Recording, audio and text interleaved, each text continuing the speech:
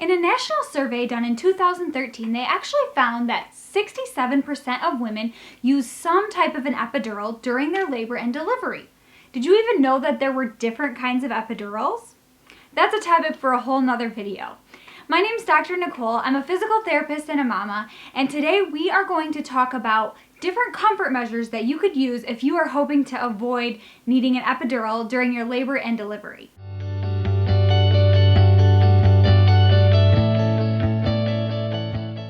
So if you're hoping to avoid the use of an epidural and pain medications during your birth, there are lots of different comfort measures that you can turn to try to get through the pain that comes with contractions.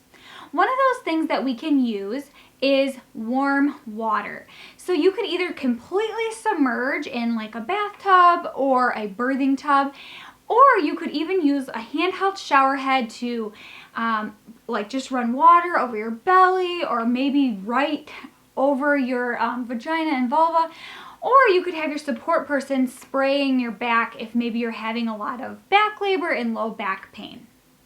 The second thing that you could use is massage. Massage is great because you can do different amounts of pressure and depending on what you find comfortable, and you can do it in different places no matter what position you're laboring in. You could have your support person massage your hands, your arms, your legs, your back, wherever you find that touch comfortable, and they can either just gently massage or put a little bit of pressure if that feels better to you. You can do it during contractions or you can do it between contractions, depending on what feels right for you. The third thing that many women don't necessarily want to do, but it actually does decrease pain during labor, is to move around and change positions. So the reason this works is because movement is found to decrease pain. It's a distraction for our bodies. And secondly, it actually promotes the baby to move through the birth canal. And in the end, hopefully, most likely will shorten your labor. So it makes it less time that you're going through all those painful contractions, and the sooner you get to be holding your baby and be much more comfortable. Another tool that you could use for comfort measures is a rebozo. The way that you use a rebozo, first of all, what is a rebozo? It's basically like a giant scarf, like a fashion scarf, and it has a little bit of a stretch to it. And what you do with it is really up to you. But some of the ideas that I have are you can use it, let's say you decide you want to walk around in the hallways, but the weight of your belly is just killing you.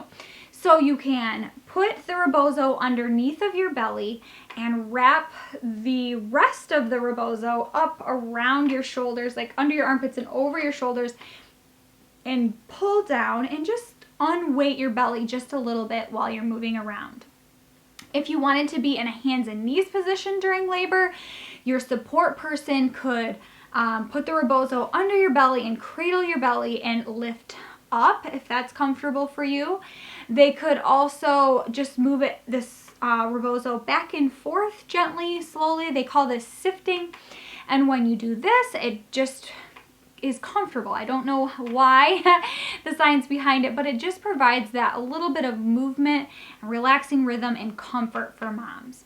The other thing that you can do with rebozos is you can wrap them completely around your head, covering your eyes. Obviously you want to be able to breathe, but covering your eyes and ears so that you can really visualize a place of comfort or relaxation. If you've been practicing birth affirmations or mindfulness during your pregnancy or in preparation for your labor and delivery, this is a great way to kind of escape the chaos of the room, make it nice and dark, and close off your senses to what's going on around you and really focus in on happy, relaxing, positive thoughts.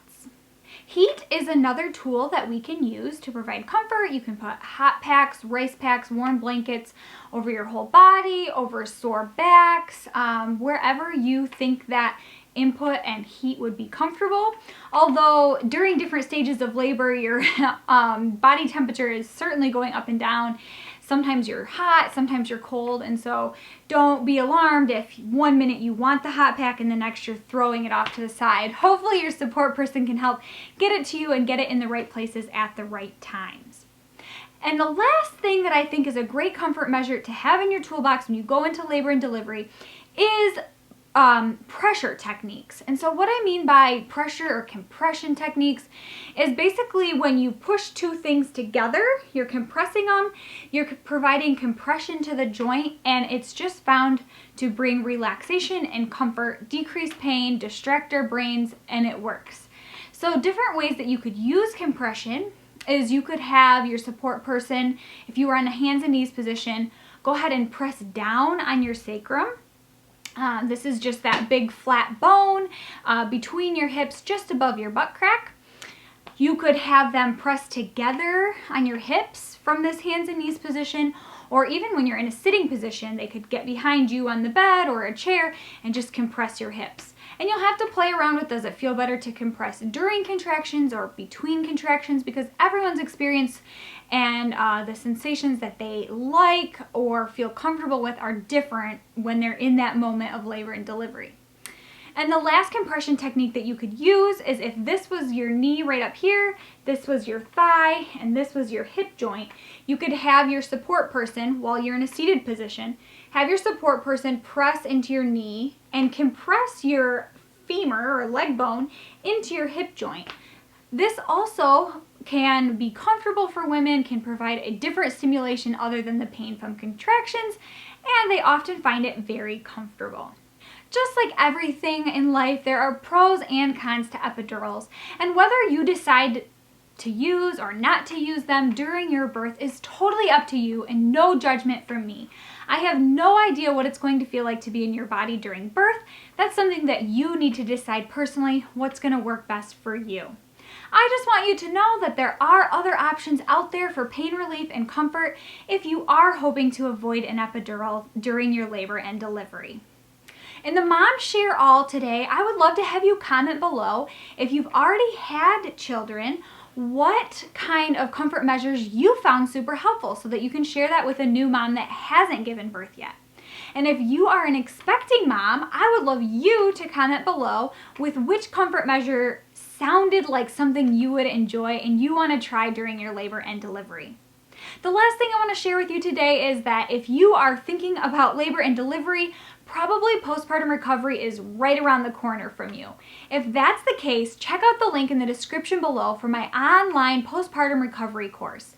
Sometimes we get the impression from social media and from friends that after we have our babies, we just bounce back. Unfortunately, for most of us, that just isn't true.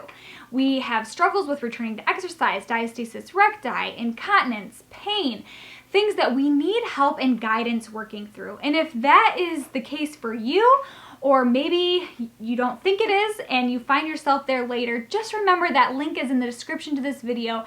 I think it would be a really helpful course for you if you are trying to get back on your feet, recover, and feel really good after having your babies. Thanks so much for joining me today. I would love to have you subscribe to my channel if you love learning things about pregnancy, labor and delivery, and recovering well in the postpartum period. It's always so good to be with you guys, and I can't wait to see you all next week.